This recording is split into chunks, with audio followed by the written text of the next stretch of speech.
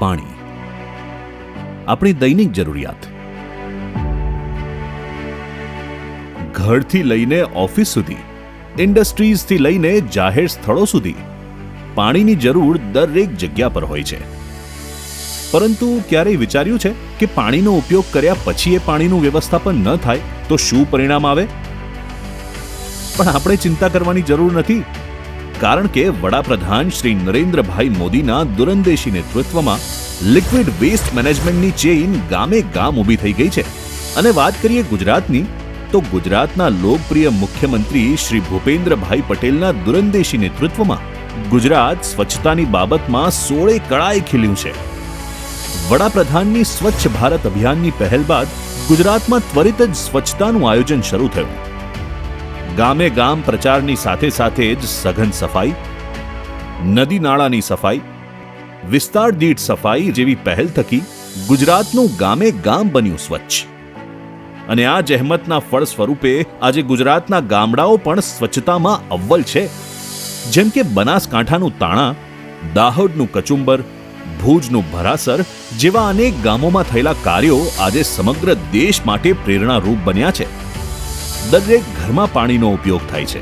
કપડાં ધોવામાં, વાસણ સાફ કરવામાં, કુલરમાં, ખેતીમાં, અને એના વ્યવસ્થાપન માટે અમલમાં આવ્યું ગ્રે વોટર ટ્રીટમેન્ટ.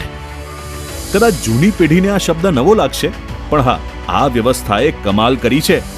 બનાસકાંઠાના તાણા ગામના આ ગ્રે વોટર ટ્રીટમેન્ટ પ્લાન્ટમાં ગામમાંથી આવતા ગંદા પાણીનું શુદ્ધિકરણ કરવામાં આવે છે. આ પાણીને ચૂનો તેમજ અન્ય કેમિકલ મિક્સ કરવામાં આવે છે.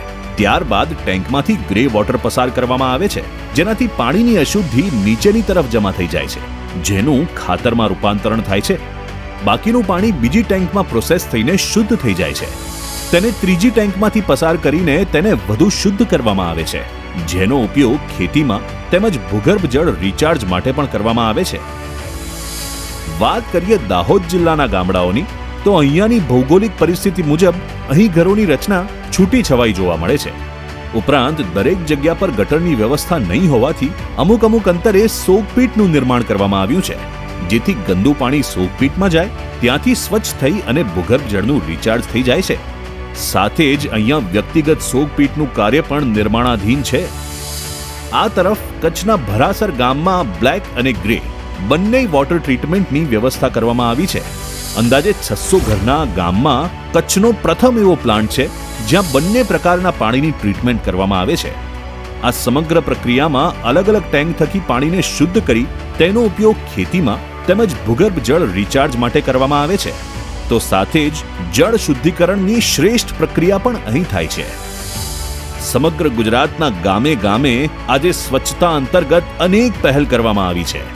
પરિણામ રૂપે આજે ગુજરાતના દરેક ખૂણે કંઈક નવીન પ્રયોગ જોવા મળે છે. તો હવે જાણીએ દહેગામ તાલુકાના વાસણા ચૌધરી ગામ વિશે.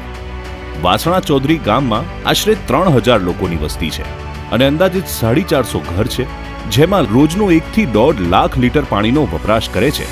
ઘર વપરાશમાં વપરાયેલ પાણી ગટર મારફતે ખેત તલાવડીમાં આવે છે અને ત્યાંથી એને 5 HP મોટર દ્વારા એને ફિલ્ટર કરવા પ્રથમ ટેન્કમાં લેવામાં આવે છે અને તેમાંથી તેને પાસ કરવામાં આવે છે.